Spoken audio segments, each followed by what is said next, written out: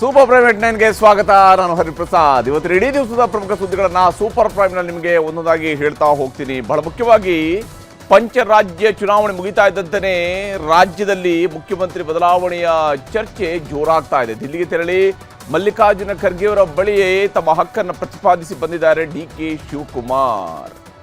ಇನ್ನು ಒಳ ಮೀಸಲಾತಿ ಜಾರಿ ಮಾಡಿ ಬೀಗ್ತಾ ಇದ್ದಾರೆ ಕಾಂಗ್ರೆಸ್ ನಾಯಕರು. ಆದರೆ ಹಿಂದುಳಿದ ಸಮುದಾಯಗಳಿಗೆ ಅನ್ಯಾಯ ಮಾಡಿದ್ದಾರೆ ಅಂತ ಬಿಜೆಪಿಗರು ಸರ್ಕಾರದ ವಿರುದ್ಧ ಕಿಡಿಕಾರ್ತಾ ಇದ್ದಾರೆ. ಮತ್ತೊಂದೆಡೆ ಡಾಕ್ಟರ್ ರಾಜ್ಕುಮಾರ್ ಸ್ಮಾರಕಕ್ಕೆ ಜಾಗ ಕೊಟ್ಟಿದ್ದರ ಬಗ್ಗೆನೇ ಪ್ರಶ್ನಿಸಿ ವಿವಾದವನ್ನು ಮೈಮೇಲೆ ಎಳೆದುಕೊಂಡಿದ್ದಾರೆ ನಟ ಚೇತನ್. ಕೆರಳಿ ಕೆಂಡವಾಗಿರುವಂತಹ ಅಭಿಮಾನಿಗಳು ವಿವಾದದ ಬಳಿಕ ನಟ ಕ್ಷಮೆಯಾಚಿಸುವಂತೆ ಮಾಡಿದರು. ರಾಘವ್ ಚಡ್ಡಾ ಸೇರಿದಂತೆ 7 ಮಂದಿಯ ವಿರುದ್ಧ ಕೆರಳಿ ಕೆಂಡವಾಗಿದೆ ಆಮ್ ಆದ್ಮಿ ಪಕ್ಷ.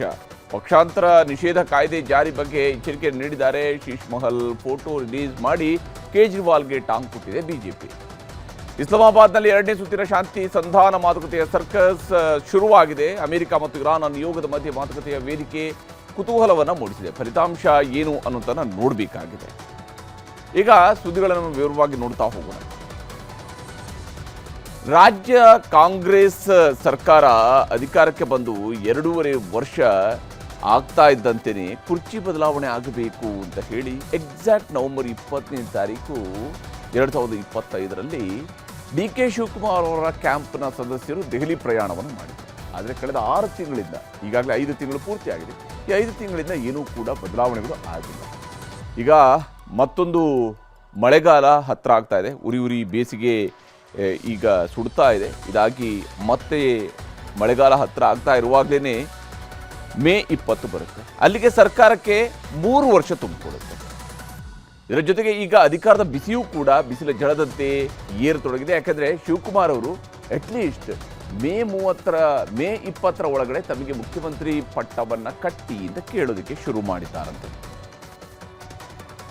ಈಗಾಗಲೇ ರಾಜ್ಯದಲ್ಲಿ ಒಳ ಮೀಸಲಾತಿ ವಿಚಾರದ ಕಾವು ಪಡ್ಕೊಂಡಿದೆ. ಎಡ ಬಲ ಇತರೆ ಸಮುದಾಯಗಳಿಗೆ ಒಳ ಮೀಸಲಾತಿ ಹಂಚಿಕೆ ಅಂತ ಮಹತ್ವದ ಘೋಷಣೆಯನ್ನು ಸಿಎಂ ಸಿದ್ದರಾಮಯ್ಯ ಮತ್ತು ಸಂಪುಟ ಸದಸ್ಯರು ಮಾಡಿದ್ದಾರೆ. ಆದರೆ ಸಿಎಂ ಡಿಕೆ ಶಿವಕುಮಾರ್ ಮಾತ್ರ ಈ ಮಹತ್ವದ ಸಂಪುಟ ಸಭೆಗೂ ಕೂಡ ಸ್ಕಿಪ್ ಆಗಿದ್ರು. ಅವರು ಈ ಸಂಪುಟ ಸಭೆಯಲ್ಲಿ ಭಾಗಿಯಾಗಿರಲಿಲ್ಲ. ಅವರು ದೆಹಲಿಯಲ್ಲಿ ಕುಳಿತು ಕುರ್ಚಿ ದಾಳವನ್ನು ಉರುಳಿಸ್ತಾ ಇದ್ದಾರೆ. ಎಐಸಿಸಿ ಅಧ್ಯಕ್ಷ ಮಲ್ಲಿಕಾರ್ಜುನ ಖರ್ಗೆ ಅವರನ್ನ ಭೇಟಿಯಾಗಿರುವ ಡಿಕೆ ಬ್ರದರ್ ಸುಮಾರು 1.5 ಗಂಟೆಗಳ ಕಾಲ ಚರ್ಚಿಸಿ ಕುರ್ಚಿಗೆ ಮತ್ತೊಮ್ಮೆ ಹಕ್ಕು ಪ್ರತಿಪಾದಿಸಿದ್ದಾರೆ. ರಾಹುಲ್ ಗಾಂಧಿ ಹಾಗೂ ಪ್ರಿಯಾಂಕಾ ಗಾಂಧಿ ಭೇಟಿಗೂ ಕೂಡ ಕಸರತ್ತು ನಡೆಸ್ತಾ ಇದ್ದಾರೆ. ಇಲ್ಲಿ ಇವರು ಕೇಳ್ತಾ ಇರುವಂಥದ್ದು ಒಂದೇ ಮಾತು, ನಮಗೆ ಕ್ಲಾರಿಟಿ ಕೊಟ್ಬಿಡಿ ಸಾರ್ ಅಂತೇಳಿ. ಯಾಕಂದರೆ ಸಿಎಂ ಅಧಿಕಾರ ಹಸ್ತಾಂತರದ ಗೊಂದಲವನ್ನು ಸರಿಪಡಿಸಬೇಕು. ಈ ಬಗ್ಗೆ ರಾಹುಲ್ ಗಾಂಧಿ ಅವರಿಂದಲೇ ಸ್ಪಷ್ಟತೆಯನ್ನು ಕೊಡಿಸಿ. ಮೇ 20ಕ್ಕೆ ರಾಜ್ಯ ಸರ್ಕಾರಕ್ಕೆ 3 ವರ್ಷ ತುಂಬೋದಿದೆ. ಹೀಗಾಗಿ ಸಿದ್ದರಾಮಯ್ಯನವರ ಅಧಿಕಾರ ಹಸ್ತಾಂತರದ ವಿಚಾರಕ್ಕೆ ಸಂಬಂಧಪಟ್ಟಂತೆ ನೋಡಿದ್ರೆ ಸಿದ್ದರಾಮಯ್ಯನವರಂತೂ ಅಧಿಕಾರ ಹಸ್ತಾಂತರದ ಮನಸ್ಸು ಮಾಡ್ತಾ ಇಲ್ಲ. ನಿಮ್ಮಿಂದಲೂ ನನಗೆ ಯಾವುದೇ ಕ್ಲಾರಿಟಿ ಸಿಗ್ತಿಲ್ಲ. ಕೆಪಿಸಿಸಿ ಅಧ್ಯಕ್ಷರಾಗಿ ಪಕ್ಷವನ್ನು ನಾನು ಅಧಿಕಾರಕ್ಕೆ ತಂದಿದ್ದೇನೆ ರಾಜ್ಯದಲ್ಲಿ. ಇಲ್ಲಿ ನಮ್ಮ ಸಮುದಾಯದ ಬೆಂಬಲ ಇದೆ, ಹಾಗೆಯೇ ಎಲ್ಲ ಶಾಸಕರ ಬೆಂಬಲ ಕೂಡ ನನ್ನ ಕಡೆಗೂ ಇದೆ. ಹೈಕಮಾಂಡ್ ಹೇಳಿದ್ದನ್ನು ನಮ್ಮ ಶಾಸಕರು ಕೇಳ್ತಾರೆ. ಹೀಗಾಗಿ ಇದೇ ಅವಧಿಯ ಮುಂದಿನ ಭಾಗಕ್ಕೆ, ಅಂದರೆ ಮುಂದಿನ 2 ವರ್ಷದ ಅವಧಿಗಾದರೂ ನನಗೆ ಮುಖ್ಯಮಂತ್ರಿ ಪಟ್ಟವನ್ನು ಕೊಡಿ. ಹೈಕಮಾಂಡ್ ನಿರ್ದೇಶನದಂತೆ ನಾನು ಚುನಾವಣೆಗಳಲ್ಲಿ ಕೆಲಸ ಮಾಡಿದ್ದೇನೆ. ಅಸ್ಸಾಂ, ಕೇರಳ ಹಾಗೂ ತಮಿಳುನಾಡಿನಲ್ಲೂ ಕೂಡ ಪ್ರಚಾರ ಕಾರ್ಯದಲ್ಲಿ ತೊಡಗಿದ್ದೆ. ಫಲಿತಾಂಶದವರೆಗೂ ಕಾಯೋದೆಲ್ಲ ಬೇಡ, ಈಗಲೇ ನೀವು ನಿರ್ಧಾರವನ್ನು ಕೈಗೊಳ್ಳಬಹುದು. ಈಗ ಎಲ್ಲವೂ ಕೂಡ ಮುಕ್ತಾಯ ಆಗಿದೆ ಅಂತೇಳಿ ಶಿವಕುಮಾರ್ ಅವರು ಪ್ರಸ್ತಾಪವನ್ನು ಸಲ್ಲಿಸಿದ್ದಾರೆ. ಆದರೆ ಡಿಕೆ ಬ್ರದರ್ಸ್ಗೆ ಮಲ್ಲಿಕಾರ್ಜುನ ಖರ್ಗೆ ಅವರು ಆಯ್ತು ನೋಡೋಣ, ರಾಹುಲ್ ಗಾಂಧಿ ಅವರು ಈಗ ಬ್ಯುಸಿ ಇದ್ದಾರೆ, ಸಮಯ ಸಿಕ್ಕಿದ್ರೆ ಈ ಬಗ್ಗೆ ರಾಹುಲ್ ಗಾಂಧಿ ಅವ್ರ ಜೊತೆಗೆ ಚರ್ಚೆ ಮಾಡ್ತೇನೆ, ಯಾವುದಕ್ಕೂ ಅವಸರ ಮಾಡೋದು ಬೇಡ, ಎಲ್ಲವೂ ಹೈಕಮಾಂಡ್ ನಾಯಕರ ಗಮನದಲ್ಲಿದೆ, ಶೀಘ್ರವೇ ಎಲ್ಲ ಗೊಂದಲಗಳಿಗೂ ಕೂಡ ಅಂತ್ಯ ಆಗಲಿದೆ ಅಂತೇಳಿ ಭಾಳ ಆರಾಮಾಗಿ, ಭಾಳ ಸಮಾಧಾನವಾಗಿ ಇವರನ್ನು ಸಾಗ ಹಾಕುವ ಪ್ರಯತ್ನವನ್ನು ಮಾಡಿದ್ದಾರೆ. ಸಮಾಧಾನ ಪಡಿಸುವಂಥ ಕೆಲಸ ನಡೆದಿದೆ. ಆದರೆ ಡಿಕೆ ಬ್ರದರ್ಸ್ ಹೇಳಿದ್ದನ್ನು ಮಲ್ಲಿಕಾರ್ಜುನ ಖರ್ಗೆ ಅವರೇನೋ ತಾಳ್ಮೆಯಿಂದ ಕೇಳಿಕೊಂಡ್ರು. ಯಥಾಪ್ರಕಾರ ಡಿಕೆ ಸಹೋದರರನ್ನು ಸಮಾಧಾನ ಪಡಿಸುವಂಥ ಕೆಲಸ ಮಾತ್ರ ಆಗಿದೆ. ಮೇ 4ರ ಪಂಚರಾಜ್ಯ ಚುನಾವಣೆ ಫಲಿತಾಂಶದ ಬಳಿಕ ಕುರ್ಚಿ ವಿಚಾರ ಕ್ಲೈಮ್ಯಾಕ್ಸ್ ತಲುಪುವಂಥದ್ದು ಬಹುತೇಕ ಫಿಕ್ಸ್ ಅಂತ ಕಾಂಗ್ರೆಸ್ನ ಪಡಸಾಲೆಯಲ್ಲಿ ಚರ್ಚೆಯಾಗ್ತಾ ಇದೆ.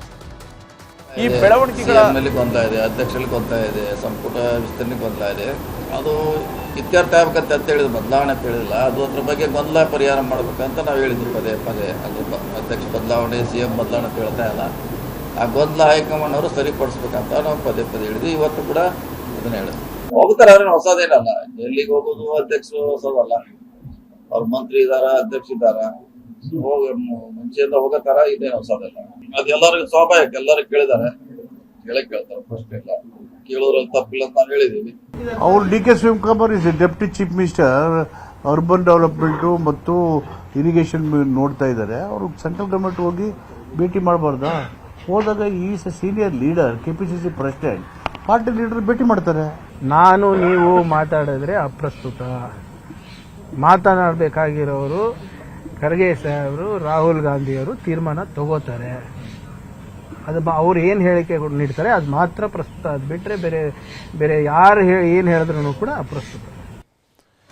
ಈ ಎಲ್ಲ ಬೆಳವಣಿಗೆಗಳ ಮಧ್ಯೆ ಹಿರಿಯ ಶಾಸಕರ ತಂಡ ಕೂಡ ದೆಹಲಿಗೆ ಹೋಗುವಂತಹ ಉತ್ಸಾಹದಲ್ಲಿದೆ. ರಾಜ್ಯದಲ್ಲಿ ಅಧಿಕಾರ ಬದಲಾವಣೆ ವಿಚಾರ ಹೈಕಮಾಂಡ್ಗೆ ಕೊಂಚ ದುಬಾರಿಯಾದಂತಹ ವಿಚಾರವೇ. ಇದನ್ನು ದಿಲ್ಲಿ ನಾಯಕರು ಹೇಗೆ ನಿಭಾಯಿಸುತ್ತಾರೆ ಅನ್ನುವಂತಹ ಕುತೂಹಲ ಇದ್ದೇ ಇರುವಂಥದ್ದು. ಇನ್ನು ನಿನ್ನೆ ಸಿಎಂ ಸಿದ್ದರಾಮಯ್ಯನವರು ಹಾಗೂ ಸಚಿವ ಸಂಪುಟದ ಸಹೋದ್ಯೋಗಿಗಳು ಸೇರಿ ಎಸ್ಸಿ ಒಳ ಮೀಸಲಾತಿಯನ್ನು ಬಹಳ ಖುಷಿಯಾಗಿ ಪ್ರಕಟಿಸಿದರು. 15% ಮೀಸಲಾತಿ, ಅಂದರೆ ಈಗಾಗಲೇ ರಾಜ್ಯದಲ್ಲಿರುವಂತಹ ಎಸ್ಸಿ ಮೀಸಲಾತಿ ಇರುವ ಪ್ರಮಾಣ 15%. ಆ ಮೀಸಲಾತಿಯ ಒಳಗಡೆನೆ ಎಡ ಮತ್ತು ಬಲಗೈ ಸಮುದಾಯಕ್ಕೆ ಸಮಾನವಾಗಿ ಮೀಸಲಾತಿಯನ್ನು ಹಂಚಿ, ಉಳಿದ 4.5% ಇತರರು ಮತ್ತು ಅಲೆಮಾರಿ ಸಮುದಾಯಕ್ಕೆ ಅದನ್ನು ಹಂಚಿಕೆಯನ್ನು ಮಾಡಿದ್ದಾರೆ. ಇದೀಗ ಇದೇ ವಿಚಾರದಲ್ಲಿ ಬಿಜೆಪಿಯವರು ಸಮರ್ಥಿದ್ದಾರೆ. ಇವತ್ತು ಸುದ್ದಿಗೋಷ್ಠಿ ನಡೆಸಿರುವ ಬಿಜೆಪಿಯ ಎಸ್ಸಿ ಸಮುದಾಯದ ನಾಯಕರು ಸರ್ಕಾರಕ್ಕೆ ಸಾಲು ಪ್ರಶ್ನೆಗಳನ್ನು ಕೇಳಿದ್ದಾರೆ. ರಾಜ್ಯ ಸರ್ಕಾರಕ್ಕೆ ಬಿಜೆಪಿಯವರು ಕೇಳಿರುವಂತಹ ಪ್ರಶ್ನೆಗಳನ್ನು ನಾವು ಗಮನಿಸಬೇಕು. ನಾಗಮೋಹನ್ ದಾಸ್ ವರದಿ ಬಗ್ಗೆ ನಿಮ್ಮ ನಿಲುವು ಏನು ಅನ್ನೋದನ್ನು ಸ್ಪಷ್ಟಪಡಿಸಿ. ಯಾಕಂದರೆ ನಾಗಮೋಹನ್ ದಾಸ್ ವರದಿಯಲ್ಲಿ 5 ಉಪವರ್ಗಗಳನ್ನು ಮಾಡಲಾಯಿತು, ನೀವು 3 ಉಪವರ್ಗ ಮಾತ್ರ ಮಾಡಿದ್ದೀರಿ. ಹೀಗಾಗಿ ನಿಮ್ಮ ನಿಲುವನ್ನು ಸ್ಪಷ್ಟಪಡಿಸಿ. ಮುಖ್ಯ ಕಾರ್ಯದರ್ಶಿಯವರಾಗಿರುವ ಶಾಲಿನಿ ರಜನೀಶ್ ಅವರು ನೀಡಿದ್ದಂತಹ ವರದಿಯನ್ನಾದರೂ ನೀವು ಒಪ್ಪಿದ್ರೆ ಅದನ್ನಾದರೂ ನಾವು ಒಪ್ಪಿದ್ದೀವಿ ಅನ್ನೋದನ್ನು ಹೇಳಿ. ಕೆಂಪರಾಜ್ ಹಾಗೆಯೇ ಮಧುಸೂದನ್ ನಾಯಕ್ ಅವರ ಮೂಲಕವಾಗಿ ವರದಿಯನ್ನು ಪಡ್ಕೊಳ್ಳೋದಕ್ಕೆ ಹೊರಟಿದ್ರಲ್ಲ, ಆ ವರದಿ ಯಾಕೆ ಇನ್ನೂ ಕೂಡ ಹೊರ ಬಂದಿಲ್ಲ? ಹಾಗೆಯೇ ಅಲೆಮಾರಿಗಳಿಗೆ ಮೀಸಲಾತಿ ಕಡಿಮೆಯಾಗಿರೋ ಬಗ್ಗೆ ನಿಮ್ಮ ನಿಲುವೇನು? ಅಲೆಮಾರಿಗಳಿಗೆ ಮೀಸಲಾತಿ ಕೊಡಬಾರ್ದು ಅನ್ನೋದು ನಿಮ್ಮ ನಿಲುವ? ಅಲೆಮಾರಿ ಸಮುದಾಯಕ್ಕೆ ಆಗಿರುವಂತಹ ಅನ್ಯಾಯವನ್ನು ನೀವು ಹೇಗೆ ಸರಿಪಡಿಸ್ತೀರಿ? ಈಗ 4.5% ಒಳಗಡೆ 20% ಅಲೆಮಾರಿಗಳಿಗೆ ಅಂತ ಹೇಳ್ತಾ ಇದ್ದೀರಲ್ಲ, ಅದು ಸಾಕಾಗತ್ತಾ ಅಂತ ಹೇಳಿ. ಒಳ ಮೀಸಲಾತಿ ಬಿಲ್ ಕಾಯ್ದೆ ಆಗದೇನೆ ಅದು ಕೇವಲ ನೀವು ಒಂದು ಆದೇಶಗಳನ್ನು ಮಾಡಿದ ತಕ್ಷಣ ಅದಕ್ಕೆ ಕಾಯ್ದೆ ಸ್ವರೂಪವನ್ನು ಪಡ್ಕೊಳ್ದೇನೆ ಹೇಗೆ ಉದ್ಯೋಗವನ್ನು ಭರ್ತಿ ಮಾಡ್ತೀರಿ ಅನ್ನೋಂಥ ಪ್ರಶ್ನೆಯನ್ನು ಕೇಳಿದ್ದಾರೆ. ಹಾಗೆ ಹಳೆ ಮಾದರಿಯಲ್ಲಿನೇ ನೀವು ಒಂದು ವೇಳೆ ಉದ್ಯೋಗ ನೇಮಕಾತಿಗಳನ್ನು ಮಾಡೋದಾದರೆ ಈ ಮೀಸಲಾತಿಯ ಅನುಷ್ಠಾನ ಹೇಗಾಗುತ್ತೆ, ಯಾವ ಸ್ವರೂಪದಲ್ಲಿ ಆಗುತ್ತೆ? ಈವರೆಗೂ ಉಳಿದಿರುವಂತಹ ಬ್ಯಾಕ್ಲಾಗ್ ಹುದ್ದೆಗಳನ್ನು ಭರ್ತಿ ಮಾಡೋದು ಹೇಗೆ ಅನ್ನುವಂತಹ ಪ್ರಶ್ನೆಯನ್ನು ಕೂಡ ಮುಂದಿಟ್ಟಿದ್ದಾರೆ. ಇದರ ಜೊತೆಗೆ 2-3 ಪೋಸ್ಟ್ ಇರೋ ಕಡೆ ಹೇಗೆ ಮೀಸಲಾತಿಯನ್ನು ಕೊಡ್ತೀರಿ? ಯಾಕಂದರೆ ಅಲ್ಲಿ SC ಜನರಲ್ ಆಗುತ್ತೆ ಅಂತ ಹೇಳಿ ಸರ್ಕಾರ ಹೇಳ್ತಾ ಇದೆಯಲ್ಲ, ಹಾಗಿದ್ರೆ ಈ ಒಳ ಮೀಸಲಾತಿ ಅವಶ್ಯಕತೆ ಏನು ಅನ್ನೋದನ್ನು ಕೇಳ್ತಿದ್ದಾರೆ. 2022ರಲ್ಲಿ ಜಾರಿಯಾಗಿದ್ದಂತಹ 17% ಮೀಸಲಾತಿಗೆ ನೀಡಿರುವಂತಹ ತಡೆಯಾಜ್ಞೆ ತೆರವಿಗೆ ನಿಮ್ಮ ಪ್ರಯತ್ನಗಳು ಏನೇನು? 17% ಮಾಡಬೇಕು ಅಂತ ಇದೆಯಾ, ಮಾಡಬೇಕು ಅಂತ ಇಲ್ವಾ ನಿಮಗೆ? ಈ ರೀತಿಯಾದಂತಹ ಪ್ರಶ್ನೆಗಳನ್ನು ಬಿಜೆಪಿಯವರು ಕೇಳಿದ್ದಾರೆ. ಆದರೆ ಬಿಜೆಪಿಯವರ ಈ ಪ್ರಶ್ನೆಗಳಿಗೆ ಕಾಂಗ್ರೆಸ್ನವರು ಅಷ್ಟೇ ಬಲವಾದಂತಹ ಸಮರ್ಥನೆಯನ್ನು ಕೊಟ್ಟಿದ್ದಾರೆ. ಅಲೆಮಾರಿ ಸಮುದಾಯಕ್ಕೆ ಆದ್ಯತೆ ಮೇಲೆ ಮೀಸಲಾತಿ ಸಿಗುತ್ತೆ ಅನ್ನುವಂತಹ ಭರವಸೆಯನ್ನ ಕಾಂಗ್ರೆಸ್ನವರು ಕೊಡ್ತಾ ಇದ್ದಾರೆ, ಮಂತ್ರಿಗಳು ಕೊಡ್ತಾ ಇದ್ದಾರೆ. ಬಿಜೆಪಿಯವರು ಅವರ ಸರ್ಕಾರ ಇದ್ದಾಗ ಮಾಧುಸ್ವಾಮಿ ಅವರ ಮೂಲಕವಾಗಿ ಅವರ ನೇತೃತ್ವದಲ್ಲಿ ಒಂದು ವರದಿಯನ್ನು ಪಡ್ಕೊಂಡ್ರು. ಆ ವರದಿ ಕಾರ್ಯಗತ ಮಾಡೋದರಲ್ಲೇ ವಿಫಲರಾಗಿದ್ರು. ಬಿಜೆಪಿ ಆಡಳಿತದ ರಾಜ್ಯಗಳಲ್ಲಿ ಯಾಕೆ ಒಳ ಮೀಸಲಾತಿಯನ್ನು ಜಾರಿ ಮಾಡಿಲ್ಲ ಅನ್ನುವಂತಹ ಪ್ರಶ್ನೆಯನ್ನ ಕಾಂಗ್ರೆಸ್ಸಿಗರು ಮುಂದಿಡ್ತಾ ಇದ್ದಾರೆ. ಅಷ್ಟೇ ಅಲ್ಲದೆ ಕಾಂಗ್ರೆಸ್ ಸರ್ಕಾರದ ತೀರ್ಮಾನ ಇಡೀ ದೇಶದಲ್ಲೇ ಮೊದಲು ಮತ್ತು ಇದು ಮಾದರಿಯಾಗಿರ್ತಕ್ಕಂಥ ತೀರ್ಮಾನ ಈ ಸ್ವರೂಪದ ಒಳ ಮೀಸಲಾತಿ ಅಂತ ಹೇಳಿ ರಾಜ್ಯ ಕಾಂಗ್ರೆಸ್ಸಿಗರು ಸಮರ್ಥಿಸ್ತಾ ಇದ್ದಾರೆ. ಅಷ್ಟೇ ಅಲ್ಲದೆ A-B-C ಕೆಟಗರಿಯಲ್ಲಿ, ಅಂದರೆ ಈಗಾಗಲೇ SCಯನ್ನು 3 ಕೆಟಗರಿ ಮಾಡಿದ್ದಾರೆ, A-B ಮತ್ತು C ಅಂತ ಹೇಳಿ. ಈ ಕೆಟಗರಿಯಲ್ಲಿ ಯಾವುದೇ ಗೊಂದಲ ಇಲ್ಲ, ಎಲ್ಲವೂ ಊಹಾಪೋಹ ಅಂತ ಹೇಳ್ತಾ ಇದ್ದಾರೆ. ಬೆಟ್ಟ ಆಗದು ಎಲ್ಲಿ ಹುಡುಕಿದಂಗ ಸಿದ್ದರಾಮಯ್ಯನವರು ಒಳ ಮೀಸಲಾತಿಯನ್ನ ಜಾರಿಗೆ ತಂದಿದ್ದನಂತ ತಮ್ಮ ಬೆನ್ನನ್ನು ತಾವೇ ಚಪ್ಪರಿಸಿಕೊಂಡಿದ್ದಾರೆ. ಸಾಮಾಜಿಕ ನ್ಯಾಯ ಸರ್ವರಿಗೂ ಸಮಪಾಲು ಸಮಬಾಳು ಅಂತ 40 ವರ್ಷದಿಂದ ಭಾಷಣ ಮಾಡ್ತಿರಲ್ಲ, ಕೇವಲ ಭಾಷಣದ ಸರ್ಕ ಇದು. ಮಾನ್ಯ ಮುಖ್ಯಮಂತ್ರಿಗಳು ಸಭೆಯನ್ನು ವಿಶೇಷವಾಗಿ ಕರೆದಿದ್ದು ಸರ್ವಸಮ್ಮತದಿಂದ ಆಗಿದೆ. ಕಾನೂನು ಸಚಿವರು ವಿಶೇಷವಾಗಿ ಮುತುವರ್ಜಿ ವಹಿಸಿ ಎಲ್ಲರೂ ಒಟ್ಟಾರೆ ಕ್ಯಾಬಿನೆಟ್ನಲ್ಲಿ ಎಲ್ಲ ಸಚಿವರು ಕೂಡ ಇದಕ್ಕೆ ಸರ್ವಸಮ್ಮತಿಯಿಂದ ತೀರ್ಮಾನ ಆಗಿದೆ. ಪರಿಶಿಷ್ಟ ಜಾತಿಗಳು ಯಾರೂ ಕೂಡ ನೆಮ್ಮದಿಯಿಂದ ಬದುಕುವಂತ ಸಂದರ್ಭ ಸೃಷ್ಟಿಯಾಗಿಲ್ಲ. ಎಲ್ಲರನ್ನೂ ಬೀದಿಯಲ್ಲಿ ನಿಲ್ಲಿಸಿ ಬೀಸೋ ದೊಣ್ಣೆಯಿಂದ ತಪ್ಪಿಸಿಕೊಂಡ್ರೆ ಸಾಕು ಅಂತಕ್ಕಂಥ ಒಂದು ತೀರ್ಮಾನವನ್ನ ಕಾಂಗ್ರೆಸ್ ಸರ್ಕಾರ ಸಿದ್ದರಾಮಯ್ಯನವರು ಮಾಡಿದ್ದಾರೆ. ಅವ್ರ ಕಾಲದಲ್ಲಿ ಇದ್ದಾಗ ಮಾಡ್ಲಿಕ್ಕಾಗಿಲ್ಲ, ನಮ್ಮ ಕಾಲದಲ್ಲಿ ಬಂದಿದ್ದು ಮಾತು ಕೊಟ್ಟಂಗೆ ನಡೆದಿದ್ದೀವಿ. ಅವರೇ ಬಂದು ಸಂತೋಷ ವ್ಯಕ್ತ ಮಾಡಿದ್ದಾರೆ ಸಿಎಂ ಅವ್ರು ಬಂದು. ಬಿಜೆಪಿ ಅವರು ಮತ್ತೇನಾದ್ರು ಹೊಸದು ಹುಡುಕ್ಬೇಕಿದಂತೆ ಕ್ಲೋಸ್ ಆಯ್ತು. 100% ಆಗ್ತಿಲ್ಲ, ಯಾಕಂದ್ರೆ ಅವ್ರಿಗೆ ಇಶ್ಯೂ ಬೇಕೇನಾದ್ರು. ಈ ರಾಜ್ಯದ ಮುಖ್ಯಮಂತ್ರಿಗಳ ಒಳ ಮೀಸಲಾತಿ ವಿಚಾರದ ತೀರ್ಮಾನಕ್ಕೆ ಕೊನೆ ಮಳೆಯನ್ನು ಹೊಡೆದಿದ್ದಾರೆ.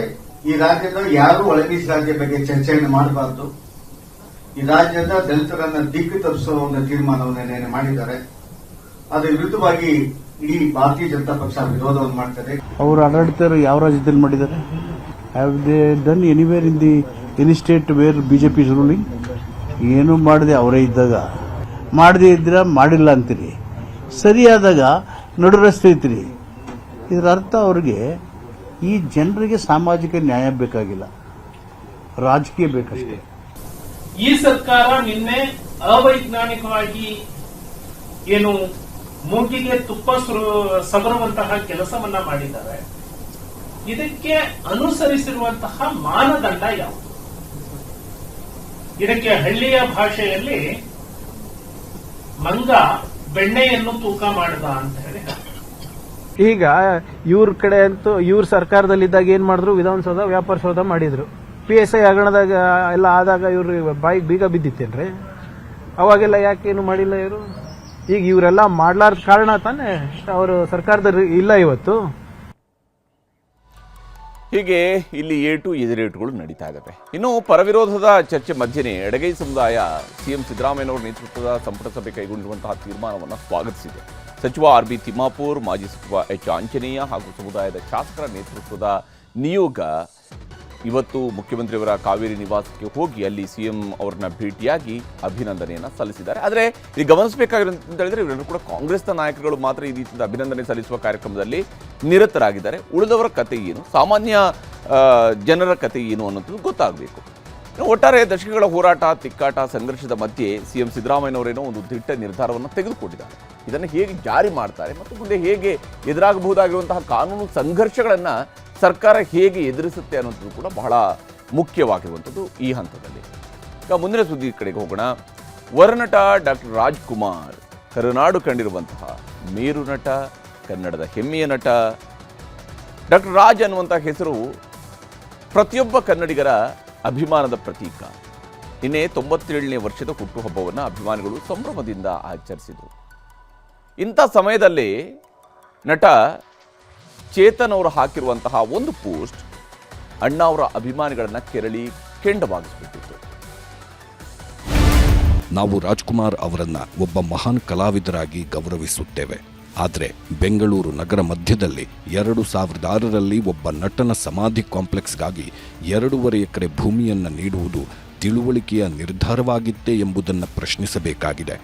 21ನೇ ಶತಮಾನದ ಭಾರತದಲ್ಲಿ ಪ್ರಮುಖ ಹೋರಾಟವೇ ಭೂಮಿ. ಸರ್ಕಾರವು ಅದನ್ನು ಭವಿಷ್ಯವನ್ನು ಗಮನದಲ್ಲಿಟ್ಟುಕೊಂಡು ಹಾಗೂ ಸಾರ್ವಜನಿಕ ಉಪಯೋಗಕ್ಕೆ ತಕ್ಕಂತೆ ಹಂಚಬೇಕು, ಮತಗಳ ಲಾಭದ ಅವಕಾಶವಾದಿ ಉದ್ದೇಶದಿಂದ ಅಲ್ಲ. ಹೀಗಂತ ನಟ ಚೇತನ್ ಅಹಿಂಸಾ ಸೋಷಿಯಲ್ ಮೀಡಿಯಾದಲ್ಲಿ ಪೋಸ್ಟ್ ಹಾಕಿದ್ದು ಸಮಸ್ತ ಡಾಕ್ಟರ್ ರಾಜ್ ಅಭಿಮಾನಿಗಳು ಸಿಡಿದಿದ್ರು. ರಾಜ್ಕುಮಾರ್ ಅಭಿಮಾನಿಗಳ ಸಂಘಗಳು ಕೂಡ ಕೆರಳಿ ಕೆಂಡವಾಗಿತ್ತು. ಬೆಂಗಳೂರಿನ ರಾಜ್ಕುಮಾರ್ ಸೇನೆಯಿಂದ ಬಸವೇಶ್ವರ ನಗರ ಪೊಲೀಸ್ ಠಾಣೆಯಲ್ಲಿ ದೂರು ದಾಖಲಾಯಿತು. ಚೇತನ್ ವರ್ತನೆಯಿಂದ ರಾಜ್ ಅಭಿಮಾನಿಗಳಿಗೆ ಅವಮಾನವಾಗಿದ್ದು ಚೇತನ್ ಅವರನ್ನ ಗಡೀಪಾರು ಮಾಡಬೇಕು ಅಂತ ಪ್ರತಿಭಟನೆಗೂ ಕೂಡ ಮುಂದಾದರು. ಕಲಾವಿದರು ಕೂಡ ಅಸಮಾಧಾನವನ್ನ ಹೊರಹಾಕಿದರು. ಆತ ಸಾಮಾಜಿಕ ಜಾಲತಾಣದಲ್ಲೇ ಬರ್ಕೊಂಡಿರೋದ್ರಿಂದ ಸಾಮಾಜಿಕ ಜಾಲತಾಣದಲ್ಲೇ ಬೇಷರತ್ತಾಗಿ ಕ್ಷಮೆ ಕೇಳಬೇಕು. ಇಲ್ಲ ಅಂದರೆ ಆತನ ವಿರುದ್ಧ ಆತ ಎಲ್ಲಿ ಸಿಗ್ತಾನೋ ಅಲ್ಲಿ ನಾವು ಅವನಿಗೆ ಮತಕ್ಕೆ ಮಸಿ ಬಳಿ ಅಂತ ಕೆಲಸ ಮಾಡೇ ಮಾಡ್ತೀವಿ. ಅಣ್ಣವರ ನಮ್ಮ ನಾಡು ಕರ್ನಾಟಕದಲ್ಲಿ ರಾಜ್ಕುಮಾರ್ಗೆ ಎಲ್ಲಿ ಬೇಕಾದರೂ ಎಷ್ಟು ಬೇಕಾದ್ರೂ ಜಾಗ ಕೊಡ್ಬೋದು. ಯಾಕೆಂದ್ರೆ ಅವರು ನಮ್ಮನ್ನ ಉಳಿಸಿದ್ದಾರೆ, ಭಾಷೆನ ಉಳಿಸಿದ್ದಾರೆ, ಗಡಿನ ಉಳಿಸಿದ್ದಾರೆ, ಸಂಸ್ಕೃತಿನ ಉಳಿಸಿದ್ದಾರೆ. ಇಂತಹ ವ್ಯಕ್ತಿಗೆ ಹಿರಿಮೆಯಾದಂಥ ನಮ್ಮ ರಾಜ್ಕುಮಾರ್ ಅವ್ರಿಗೆ 2.5 ಅಲ್ಲ ರೀ, 1000 ಎಕರೆ ಕೊಡ್ರಿ, ಯಾರು ಕೇಳಬಾರ್ದು. ಪ್ರಚಾರ ಬೇಕು, ಅದರಿಂದ ಜೀವನ ಮಾಡಬೇಕು. ಅವನಿಗೇನು ಉದ್ಯೋಗ ಇದೆ? ಒಂದು ಸಿನಿಮಾ ರಂಗದಲ್ಲಿಲ್ಲ, ಅದನ್ನು ನಂಬ್ಕೊಂಡು ಬಂದ, ಯಾವುದೋ ಒಂದು 2 ಪಿಕ್ಚರ್ ಮಾಡ್ದ, ಆಯಿತು, ಮುಗೀತು, ಹೋಯಿತು. ಈಗ ಸಮಾಜ ಸೇವೆ ಅಂತ ಹೋಗ್ತಾ ಇದ್ದಾನೆ, ಸೋಷಿಯಲ್ ವರ್ಕ್ ಮಾಡ್ತಾನೆ ಅಂತೀನಿ. ಏನು ಸೋಷಿಯಲ್ ವರ್ಕ್ ಮಾಡ್ತಾನೆ? ಇವನದು ಕೊಡುಗೆ ಏನ್ರಿ ಈ ನಾಡಿಗೆ? ಯಾರು ಇವನು ಚೇತನ್? ಎಲ್ಲಿಂದ ಬಂದ ಇವನು?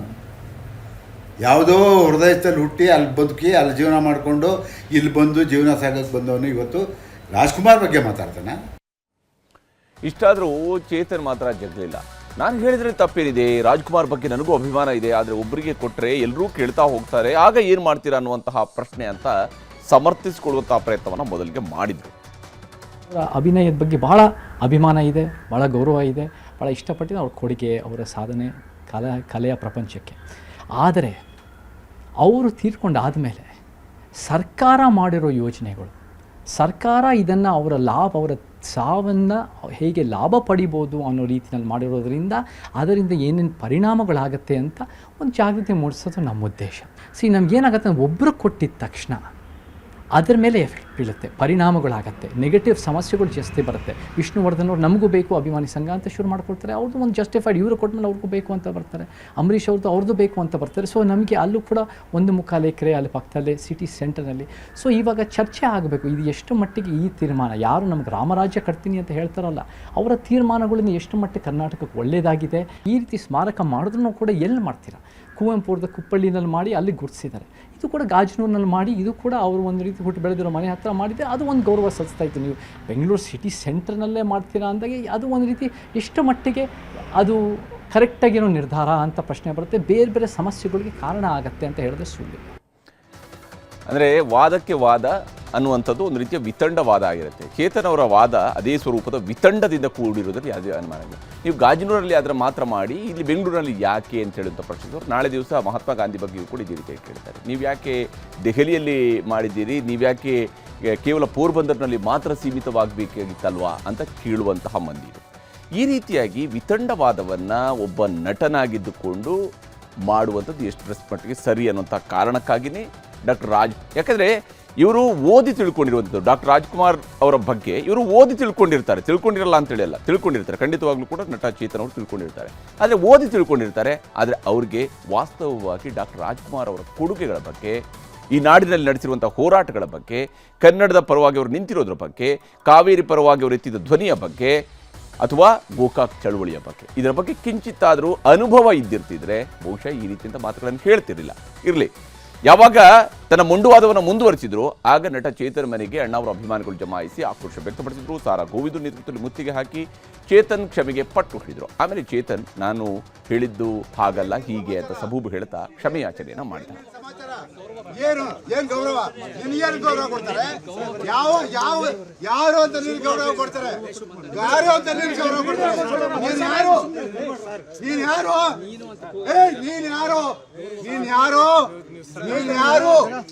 ಯಾರು ಕುಮಾರ? ಕ್ಷಮೆ ಕೇಳಲ್ಲ ಅಂತೀಯ? ಅಂತ ದೊಡ್ಡ ಮನುಷ್ಯನ ಬಗ್ಗೆ ಮಾತಾಡಿ, ಅಂತ ದೊಡ್ಡ ಮನುಷ್ಯನ ಬಗ್ಗೆ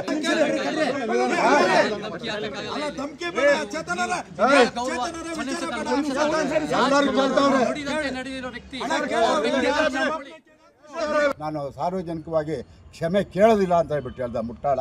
ಈಗ ನಮ್ಮ ಮುಂದೆ ಯಾರಿಗಾದ್ರೂ ನೋವಾಗಿದ್ರೆ ನಾನು ಕ್ಷಮೆ ಕೇಳ್ತೀನಿ. ನಾನು ಸಮಾಜ ಉದ್ಧಾರ ಮಾಡೋ ದೃಷ್ಟಿಯಲ್ಲಿ ಮಾತಾಡಿದ್ದೀನಿ ಹೊರತು ನಾನು ರಾಜ್ಕುಮಾರ್ ಬಗ್ಗೆ ನಾನು ಮಾತಾಡಿಲ್ಲ. ಅವ್ರ ಬಗ್ಗೆ ಬಹಳ ಗೌರವ ಇದೆ, ಹೀಗೆಲ್ಲ ಮಾತಾಡಿದ್ದೇನೆ. ಅವ್ರು ಮಾಡಿದಂಥ ಹೋರಾಟದಲ್ಲಿ ಇವನು ಹುಟ್ಟೇ ಇರಲಿಲ್ಲ ಮುಟ್ಟಾಳ. ಇವನು ಗೋಕಾಕ್ ಚಳುವಳಿಯಲ್ಲಿ ಎಲ್ಲಿದ್ದ? ಇವನ ಸಂಸ್ಕೃತಿ ಅಮೇರಿಕ. ಇವ್ರ ತಂದೆ ತಾಯಿ ಕಲ್ಸ್ಕೊಟ್ಟಿದಾರ ಸಂಸ್ಕೃತಿನ, ಇವನಿಗೆ ಸಂಸ್ಕೃತಿ ಕಲ್ಸ್ಕೊಟ್ಟಿದಾರ. ದೊಡ್ಡವರು ಚಿಕ್ಕವರು ಅನ್ನೋ ಸಂಸ್ಕೃತಿ ಕಟ್ಟಿಕೊಟ್ಟಿದಾರ. ನಾನು ಕೂಡ ಯಾರಿಗಾರು ಮನಸ್ಸಿಗೆ ಮತ್ತು ರಾಜ್ಕುಮಾರ್ ಅಭಿಮಾನಿಯವರ ಸಂಘದವರಿಗೆ ಮನಸ್ಸಿಗೆ ನೋವಾಗಿದೆ, ಅದು ನನ್ನ ಕಡೆಯಿಂದ ನಾನು ವಿಷಾದ ವ್ಯಕ್ತಪಡಿಸ್ತೀನಿ, ನಾನು ಕ್ಷಮೆನೂ ಕೇಳ್ತೀನಿ. ಮತ್ತು ಮುಖ್ಯವಾಗಿ ಯಾರ ಮನಸ್ಸು ನೋವು ಮಾಡೋದು ನನ್ನ ಉದ್ದೇಶ ಅಲ್ಲ, ರಾಜ್ಕುಮಾರ್ ಅಭಿಮಾನಿಗಳು ನಾನು ಸಹ. ಆದರೆ ಮುಖ್ಯವಾಗಿ ನಮ್ಮ ಸಮಾಜದ ಜಾಗೃತಿ ಆಗಬೇಕು, ಒಂದು ಉತ್ತಮ ಪ್ರಜಾಪ್ರಭುತ್ವ ಕಟ್ಟಬೇಕು, ರಾಜ್ಕುಮಾರ್ ಅವರು ಕಂಡ ಕನಸಿನ ಚಿತ್ರರಂಗ ನಾವು ಕೂಡ ಕಟ್ಟಬೇಕು, ಅದು ನಮ್ಮ ಉದ್ದೇಶ. ಹೀಗೆ ಅಗತ್ಯವಿಲ್ಲದ ವಿಚಾರಕ್ಕೆ ತಲೆ ಹಾಕಿ, ಯಾಕಂದರೆ ರಾಜ್ಕುಮಾರ್ ಅವರ ಜನ್ಮದಿನದ ಸಂಭ್ರಮದಲ್ಲಿ ಅವರ ಅಭಿಮಾನಿಗಳು ಸಂಭ್ರಮವನ್ನು ಪಡ್ತಾ ಇದ್ದ ಸಂದರ್ಭದಲ್ಲಿ ಚೇತನ್ ಅಹಿಂಸಾ ಈ ರೀತಿಯಂತಹ ಮಾತುಗಳನ್ನು ಹೇಳೋದ್ರ ಮೂಲಕವಾಗಿ ತಾನೇನೋ ದೊಡ್ಡದಾಗಿ ಬಹಳ ವಿಚಾರವನ್ನು ಜನರ ಮುಂದೆ ಇಟ್ಟಿದ್ದೀನಿ ಅಂತೇಳಿ ತೋರಿಸ್ಕೊಳ್ಳುವ ಪ್ರಯತ್ನವನ್ನು ಮಾಡಿದ್ರು. ಕಡೆಗೆ ಕ್ಷಮೆಯನ್ನು ಯಾಚಿಸಿದ್ದಾರೆ. ಮುಂದಿನ ಸುದ್ದಿ ಕಡೆಗೆ ಹೋಗೋಣ. ರಾಘವ್ ಚಡ್ಡಾ ಸೇರಿದಂತೆ 7 ಮಂದಿ ರಾಜ್ಯಸಭಾ ಸದಸ್ಯರು ಆಮ್ ಆದ್ಮಿ ಪಕ್ಷಕ್ಕೆ ಗುಡ್ ಬೈ ಹೇಳಿದ್ದೇ ಕುರಿತು ಆಪ್ನಲ್ಲಿ ಅಲ್ಲೋಲ ಕಲ್ಲೋಲ ಸೃಷ್ಟಿಯಾಗಿದೆ. ಆಪ್ ನಾಯಕರು ಪಕ್ಷಾಂತರ ನಿಷೇಧ ಕಾಯ್ದೆಯನ್ನು ಅಸ್ತ್ರವಾಗಿ ಬಳಸೋದಿಕ್ಕೆ ಮುಂದಾಗಿದ್ದಾರೆ. ಮತ್ತೊಂದೆಡೆ ಆಪ್ ಉದಯಕ್ಕೆ ಕಾರಣವಾಗಿದ್ದ ಅಣ್ಣಾ ಹಜಾರೆ ತೀಕ್ಷ್ಣ ಮಾತುಗಳಿಂದ ಕೇಜ್ರಿವಾಲ್ ಮತ್ತು ಚಡ್ಡಾ ಇಬ್ಬರಿಗೂ ಕೂಡ ತಿವಿದಿದ್ದಾರೆ. एक गैर संवैधानिक, गैर कानूनी और नियमों के विपरीत जाकर 7 लोगों ने बीजेपी में शामिल होने का ऐलान कर दिया. ये कानूनी रूप से पूरी तरह से गलत है. इन 7 राज्यसभा के सांसदों की सदस्यता पूरी तरीके से समाप्त की जाए. राघव चड्ढा, संदीप पाठक और अशोक मित्तल वो साफ तौर पे बीजेपी के दफ्तर में गए थे, जिनकी विजुअल और वीडियो सारी कुछ आपके पास है, फोटो वगैरह. और बाकी जो 4 लोगों को लेके दावा किया जा रहा है, उन सब के खिलाफ उनकी सदस्यता को समाप्त करने के लिए आज मैं राज्यसभा के चेयरमैन साहब को, उपराष्ट्रपति महोदय को पत्र दूंगा. पक्ष और पार्टी में बदलाव लाना, बदलाव करना, इधर एक इस पार्टी से उस पार्टी में जाना ये गलत है. संविधान में पक्ष और पार्टी का नाम कहाँ है? कहाँ लिखा है पक्ष और पार्टी? संविधान में लिखा नहीं. देश हमारा चल रहा है संविधान के आधार पर. संविधान ಹೀಗೆ ಆಪ್ನಲ್ಲಿ ಪಕ್ಷಾಂತರದ ಮಧ್ಯೆ ಕೇಜ್ರಿವಾಲ್ ವಿರುದ್ಧ ಬಿಜೆಪಿ ಮತ್ತೊಂದು ಬಾಂಬನ್ನು ಸಿಡಿಸಿದೆ. ಕೇಜ್ರಿವಾಲ್ ಎಲ್ಲರೂ ಭಾವಿಸಿದಂತೆ ಕಾಮನ್ ಮ್ಯಾನ್ ಅಲ್ಲ, ಅವರ ಮನೆ ಐಷಾರಾಮಿ ಬಂಗಲೆ, ಸರ್ಕಾರಿ ದುಡ್ಡಲ್ಲಿ ಮನೆ ನವೀಕರಣ ಮಾಡಿದ್ದಾರೆ ಅಂತ ಆರೋಪವನ್ನು ಮಾಡಿದ್ದಾರೆ. ಸುದ್ದಿಗೋಷ್ಠಿಯಲ್ಲಿ ಮಾತನಾಡಿರುವ ದೆಹಲಿಯ ಉಪಮುಖ್ಯಮಂತ್ರಿ ಮತ್ತು ಬಿಜೆಪಿ ನಾಯಕ Paramesh Verma Kejriwal common man image ತ್ಯಜಿಸಿದ್ದಾರೆ. ಲೋಧಿ ಎಸ್ಟೇಟ್ನಲ್ಲಿರುವ ಅವರ ನಿವಾಸವನ್ನು ನಿಯಮಗಳಿಗಿಂತ ಹೆಚ್ಚಾಗಿ ಐಷಾರಾಮಿಯಾಗಿ ನವೀಕರಣ ಮಾಡಲಾಗಿದೆ ಅಂತ ಆರೋಪಿಸಿ ಕೆಲ ಫೋಟೋಗಳನ್ನು ರಿಲೀಸ್ ಮಾಡಿದ್ದಾರೆ. ಅಲ್ಲದೆ ಶೀಶ್ ಮಹಲ್ 2 ಎಂದು ಟೀಕೆಯ ಪ್ರಹಾರವನ್ನು ನಡೆಸಿದ್ದಾರೆ. ಇದಕ್ಕೆ ಆಪ್ ನಾಯಕರು ಕೂಡ ತಿರುಗೇಟು ಕೊಟ್ಟಿದ್ದು, ಈ ಎಲ್ಲ ಫೋಟೋಗಳು ನಕಲಿಯಾಗಿವೆ, ಈ ಬಗ್ಗೆ ಕಾನೂನು ಹೋರಾಟ ಮಾಡ್ತೀವಿ ಅಂತ ಎಚ್ಚರಿಸಿದ್ದಾರೆ. दिल्ली में शीश महल पार्ट 2 बनकर आया है, कंस्ट्रक्ट हुआ है और उसकी कुछ तस्वीरें सामने आई हैं. जब पहला वाला शीश महल बना था, उसकी वजह से मेरा ये मानना है कि आम आदमी पार्टी की छवि तार तार हुई थी. और अगर सबसे बड़ा कारण दिल्ली चुनाव हारने का कुछ था, आम आदमी पार्टी की हार का जो मुख्य कारण था, उसमें वो शीश महल था. लेकिन आज दिल्ली चुनाव समाप्त हुए 1 साल भी अभी पूरा नहीं हुआ और शीश महल पार्ट 2 बन के सामने आ गया. ಇನ್ನು ಹಾರ್ಮುಜ್ ಸಂಕಷ್ಟದ ಮಧ್ಯೆ ಶಾಂತಿ ಸ್ಥಾಪನೆ ಪ್ರಯತ್ನಗಳು ಮತ್ತಷ್ಟು ವೇಗವನ್ನು ಪಡ್ಕೊಳ್ತಾ ಇದ್ದಾವೆ. ಪಾಕಿಸ್ತಾನದಲ್ಲಿ ಅಮೆರಿಕ ಮತ್ತು ಇರಾನ್ ನಡುವೆ 2ನೇ ಸುತ್ತಿನ ಸಂಧಾನ ಸಭೆಗೆ ವೇದಿಕೆಯೊಂದು ಸಜ್ಜಾಗಿದೆ. ಈ ಬಾರಿ ಶಾಂತಿ ಸ್ಥಾಪನೆಯ ನಿರೀಕ್ಷೆ ದುಪ್ಪಟ್ಟಾಗಿದೆ. ಪಾಕಿಸ್ತಾನದ ಇಸ್ಲಾಮಾಬಾದ್ನಲ್ಲಿ ಕಳೆದ ವಾರ 2ನೇ ಸುತ್ತಿನ ಸಂಧಾನಕ್ಕೆ ವೇದಿಕೆ ಸಜ್ಜಾಗಿತ್ತು. ಆದರೆ ಚರ್ಚೆ ನಡೆಸೋದಕ್ಕೆ ಅಮೆರಿಕ ತುದಿಗಾಲಲ್ಲಿ ನಿಂತಿದ್ರೂ ಇರಾನ್ ಮಾತ್ರ ತಲೆ ಕೆಡಿಸಿಕೊಳ್ಳದೆ ಸಭೆಯಿಂದ ದೂರ ಉಳಿದಿತ್ತು. ಹೀಗಿದ್ರೂ ಟ್ರಂಪ್ ಕದನ ವಿರಾಮವನ್ನು ವಿಸ್ತರಣೆ ಮಾಡಿದ್ರು. ಅಮೆರಿಕ ಅಧ್ಯಕ್ಷ ಡೊನಾಲ್ಡ್ ಟ್ರಂಪ್ ಆಡಳಿತ ಈ ಬಾರಿ ನೇರ ಮಾತುಕತೆಗಳಿಗೆ ಒತ್ತಾಯಿಸ್ತಾ ಇದೆ. ಹೀಗಾಗಿ 2ನೇ ಸುತ್ತಿನ ಸಂಧಾನ ಸಭೆ ಮೇಲೆ ಇಡೀ ಜಗತ್ತು ಬೆಟ್ಟದಷ್ಟು ನಿರೀಕ್ಷೆಯನ್ನು ಇಟ್ಕೊಂಡಿದೆ. ಇಲ್ಲಿ US ಸಂಧಾನ ತಂಡ ಯಾವ ರೀತಿಯಾಗಿ ಸಭೆಯಲ್ಲಿ ಭಾಗಿಯಾಗ್ತಾ ಇದೆ ಅನ್ನೋದನ್ನು ನಾವು ಗಮನಿಸಬೇಕು. ಅಮೆರಿಕದ ತಂಡ ಇರುವಂಥದ್ದು ಹಾಗೂ ಇರಾನ್ ತಂಡವನ್ನು ನಾವು ಗಮನಿಸಬೇಕು. ಸ್ಟೀವ್ ವಿಟ್ಕಾಫ್ ಅವರು US ತಂಡದಲ್ಲಿದ್ದಾರೆ ಮತ್ತು ಝೇರೆಡ್ ಕುಶ್ನರ್ ಅವರಿದ್ದಾರೆ. ಹಾಗೆಯೇ ಇರಾನ್ ತಂಡದಲ್ಲಿ ಅಬ್ಬಾಸ್ ಅರಗ್ಜಿ, ಇರಾನ್ನ ವಿದೇಶಾಂಗ ಸಚಿವರು, ಇವರ ನೇತೃತ್ವದಲ್ಲಿ ಬಂದಿದ್ದಾರೆ. ಇಸ್ಮಾಯಿಲ್ ಬಕಾಯಿ, ವಿದೇಶಾಂಗ ಸಚಿವಾಲಯದ ವಕ್ತಾರ, ಇವರುಗಳು ಈ ಮಾತುಕತೆಗೆ ಬಂದಿದ್ದಾರೆ. ಕಳೆದ ಬಾರಿ ಬಂದಂತಹ ನಿಯೋಗಗಳು ಈ ಬಾರಿ ಇಲ್ಲ, ಹೊಸ ನಿಯೋಗ ಬಂದಿದೆ. ಈ ಹೊಸ ನಿಯೋಗ ಸ್ಟೀವ್ ವಿಟ್ಕಾಫ್ ಅವರು ಮಾತ್ರ ಕಳೆದ ಬಾರಿ ಕೂಡ ಇದ್ದರು ನಿಯೋಗದಲ್ಲಿ, ಈ ಬಾರಿ ಮತ್ತೆ ಅವರು ಬಂದಿದ್ದಾರೆ. ಇಲ್ಲಿ ಅಬ್ಬಾಸ್ ಅರಗ್ಜಿ ಬಂದಿದ್ದಾರೆ. ಹೀಗಾಗಿ ಮಾತುಕತೆ ಹೇಗೆ ಸುಲಲಿತವಾಗಿ ನಡೆಯುತ್ತೆ ಅನ್ನೋದನ್ನು ನೋಡಬೇಕು. ಈಗ ರಾಜ್ಯ ದೇಶ ವಿದೇಶಗಳ ಮತ್ತಷ್ಟು ಪ್ರಮುಖ ಸುದ್ದಿಗಳನ್ನು ಕ್ವಿಕ್ ಆಗಿ ನೋಡ್ತಾ ಹೋಗೋಣ. ಸಿಇಟಿ ಬರೆಯೋದಕ್ಕೆ ಬಂದ ವಿದ್ಯಾರ್ಥಿಗಳ ಜನಿವಾರ ತೆಗೆಸಿದ ಪ್ರಕರಣದಲ್ಲಿ ಈಗ ದೂರು ದಾಖಲಾಗಿದೆ. ಬೆಂಗಳೂರಿನ ಕಾಲೇಜಿನ ಪರೀಕ್ಷಾ ಕೇಂದ್ರದಲ್ಲಿ 4 ವಿದ್ಯಾರ್ಥಿಗಳ ಜನಿವಾರ ತೆಗೆಸಲಾಗಿತ್ತು. ಈ ಬಗ್ಗೆ ಪೋಷಕರು ಮಡಿವಾಳ ಠಾಣೆಗೆ ದೂರು ನೀಡಿದ್ದಾರೆ. ಇನ್ನು ಚಿಕ್ಕಬಳ್ಳಾಪುರದಲ್ಲೂ ಕೂಡ ಸಿಇಟಿ ವೇಳೆ ವಿದ್ಯಾರ್ಥಿಯ ಜನಿವಾರ ತೆಗೆಸಲಾಗಿದ್ದು, ಕಾಲೇಜು ಆಡಳಿತ ಮಂಡಳಿ ಶಿಕ್ಷಕರ ವಿರುದ್ಧ ದೂರು ದಾಖಲಾಗಿದೆ.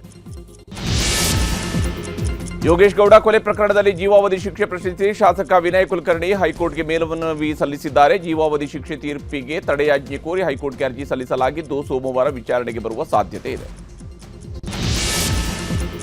ಆರ್ಆರ್ ನಗರದ ಶಾಸಕ ಮುನಿರತ್ನಗೆ ಬಿಗ್ ರಿಲೀಫ್ ಸಿಕ್ಕಿದೆ. ನಕಲಿ ಬಿಲ್ ಪ್ರಕರಣದಲ್ಲಿ ಶಾಸಕ ಮುನಿರತ್ನ ಅವರನ್ನ ಖುಲಾಸೆ ಮಾಡಲಾಗಿದೆ. 2011ರಲ್ಲಿ ಮುನಿರತ್ನ ಸೇರಿ 4 ವಿರುದ್ಧ ಬಿಎಂಟಿಎಫ್ನಲ್ಲಿ ಕೇಸ್ ದಾಖಲಾಗಿತ್ತು. ಮುನಿರತ್ನ, ಪ್ರಕಾಶ್ ಕುಮಾರ್ ಹಾಗೆಯೇ ವೈಎಂ ಮುನಿರಾಜು ಮತ್ತು ಹರೀಶ್ ವಿರುದ್ಧ ಕೇಸ್ ದಾಖಲಾಗಿತ್ತು. ಹಾವೇರಿ ಜಿಲ್ಲೆ ಹಾನಗಲ್ನ ಸರ್ಕಾರಿ ಆಸ್ಪತ್ರೆಯಲ್ಲಿ ಬೆಂಕಿ ಅವಘಡ ಸಂಭವಿಸಿದೆ. ಶಾರ್ಟ್ ಸರ್ಕ್ಯೂಟ್ನಿಂದ ಮೆಡಿಕಲ್ ಸ್ಟೋರ್ ರೂಮ್ನಲ್ಲಿ ಬೆಂಕಿ ಕಾಣಿಸಿಕೊಂಡು ಮೊದಲ ಮಹಡಿ ಹೊತ್ತಿ ಉರಿದಿದೆ. ಒಟ್ಟು 31 ರೋಗಿಗಳನ್ನು ಹಾವೇರಿ ಜಿಲ್ಲಾಸ್ಪತ್ರೆ ಮತ್ತು ಅಕ್ಕಿಯಾಲೂರು ಸಮುದಾಯ ಆರೋಗ್ಯ ಕೇಂದ್ರಕ್ಕೆ ಸ್ಥಳಾಂತರಿಸಲಾಗಿದೆ. ಪಶ್ಚಿಮ ಬಂಗಾಳದಲ್ಲಿ 2ನೇ ಹಂತದ ವಿಧಾನಸಭಾ ಚುನಾವಣೆಗೆ ಲೋಕಸಭೆಯ ವಿಪಕ್ಷ ನಾಯಕ ರಾಹುಲ್ ಗಾಂಧಿ ಅಬ್ಬರದ ಪ್ರಚಾರ ಮಾಡಿದ್ದಾರೆ. ಪ್ರಧಾನಿ ನರೇಂದ್ರ ಮೋದಿ, ಬಿಜೆಪಿ ನನ್ನನ್ನು ದಿನದ 24 ಗಂಟೆಯೂ ಗುರಿಯಾಗಿಸಿದ್ರು ಕೂಡ ನರೇಂದ್ರ ಮೋದಿ ಅವರಿಗೆ ನಾನು ಹೆದರೋದಿಲ್ಲ ಅಂತ ರಾಹುಲ್ ಗುಡುಗಿದ್ದಾರೆ. ಉತ್ತರ ಪ್ರದೇಶದ ಬಹರೈಚ್ನಲ್ಲಿ ಮಹಿಳಾ ಮೀಸಲಾತಿ ಮಸೂದೆಯನ್ನು ಬೆಂಬಲಿಸಿ ನಡೆದ ಬಿಜೆಪಿಯ ರ್ಯಾಲಿಯಲ್ಲಿ ಅವಘಡವೊಂದು ನಡೆದಿದೆ. ರಾಹುಲ್ ಗಾಂಧಿ ಪ್ರತಿಕೃತಿ ದಹನ ಮಾಡುವಾಗ ಸದರ್ ಶಾಸಕಿ ಅನುಪಮಾ ಜೈಸ್ವಾಲ್ ಮೈಗೆ ಬೆಂಕಿ ತಾಗಿದೆ. ಸಣ್ಣ ಪುಟ್ಟ ಸುಟ್ಟ ಗಾಯಗಳಾಗಿದ್ದು ಅಪಾಯದಿಂದ ಪಾರಾಗಿದ್ದಾರೆ. ಪಶ್ಚಿಮ ಬಂಗಾಳದಲ್ಲಿ ಪಿಡಿಎಸ್ ಹಗರಣ ಸಂಬಂಧ ಅಕ್ರಮ ಹಣ ವರ್ಗಾವಣೆ ತನಿಖೆಯ ಭಾಗವಾಗಿ ಇಡಿ ದಾಳಿ ನಡೆಸಲಾಗಿದೆ. ನಿರಂಜನ್ ಚಂದ್ರ ಸಹ ಕಚೇರಿ ಸೇರಿದಂತೆ ಕೋಲ್ಕತ್ತಾ, ಬುರ್ದ್ವಾನ್ ಮತ್ತು ಹಬ್ರಾದಲ್ಲಿ ಪೂರೈಕೆದಾರರು ಮತ್ತು ರಫ್ತುದಾರರಿಗೆ ಸಂಬಂಧಿಸಿದ 9 ಸ್ಥಳಗಳಲ್ಲಿ ಶೋಧ ನಡೆಸಿ ದಾಖಲೆಯನ್ನು ಸಂಗ್ರಹಿಸಲಾಗಿದೆ. ತೆಲಂಗಾಣದಲ್ಲಿ ವಿರೋಧ ಪಕ್ಷವಾಗಿರುವ ಕೆಸಿಆರ್ ಅವರ ಮಗಳು ಬಿಗ್ ಶಾಕ್ ಅನ್ನ ಕೆಸಿಆರ್ ಅವರಿಗೆ ಕೊಟ್ಟಿದ್ದಾರೆ. ತಮ್ಮ ಹೊಸ ಪಕ್ಷಕ್ಕೆ ಅಪ್ಪನ ಹಳೆ ಪಕ್ಷ ಟಿಆರ್ಎಸ್ ಎಂದೇ ನಾಮಕರಣವನ್ನು ಮಾಡಿದ್ದಾರೆ. ಆದರೆ ಇದರ ವಿಸ್ತೃತಿ ರೂಪವನ್ನು ಬದಲಾಯಿಸಿದ್ದಾರೆ. ತೆಲಂಗಾಣ ರಾಷ್ಟ್ರ ಸೇನಾ ಎಂಬ ಹೊಸ ಪಕ್ಷವನ್ನು ಘೋಷಣೆ ಮಾಡಿದ್ದಾರೆ. ಉಕ್ರೇನ್ನ ಡ್ರಿಪ್ನೋ ನಗರದ ಮೇಲೆ ರಷ್ಯಾದ ಡ್ರೋನ್ ಮತ್ತು ಕ್ಷಿಪಣಿಗಳು ದಾಳಿ ನಡೆಸಿವೆ. ಈ ದಾಳಿಯಲ್ಲಿ 4 ಜನರು ಸಾವಿಗೀಡಾಗಿದ್ದು 21 ಜನರು ಗಾಯಗೊಂಡಿದ್ದಾರೆ. ಮೃತರೆಲ್ಲರೂ ಒಂದೇ ಮನೆಯಲ್ಲಿದ್ದರು. ಕ್ಯಾನ್ಸರ್ನಿಂದ ಬಳಲ್ತಾ ಇದ್ದ ಇಸ್ರೇಲ್ ಪ್ರಧಾನಿ ನೇತನ್ಯಾಹು ತಮ್ಮ ಆರೋಗ್ಯದ ಬಗ್ಗೆ ಮಾಹಿತಿಯನ್ನು ಹಂಚಿಕೊಂಡಿದ್ದಾರೆ. ಪ್ರಾಸ್ಟೇಟ್ ಕ್ಯಾನ್ಸರ್ನಿಂದ ಸಂಪೂರ್ಣವಾಗಿ ಗುಣಮುಖನಾಗಿದ್ದೇನೆ ಅಂತ ಹೇಳಿದ್ದಾರೆ. ಸುಮಾರು 1 ವರ್ಷದ ಕಾಲ ಚಿಕಿತ್ಸೆ ಮತ್ತು ಶಸ್ತ್ರಚಿಕಿತ್ಸೆಯ ಬಳಿಕ ಕ್ಯಾನ್ಸರ್ನಿಂದ ನೇತನ್ಯಾಹು ಗುಣಮುಖರಾಗಿದ್ದಾರೆ. ಇದಾಗಿತ್ತು ಇವತ್ತಿನ ಸೂಪರ್ ಪ್ರೈಮ್ 9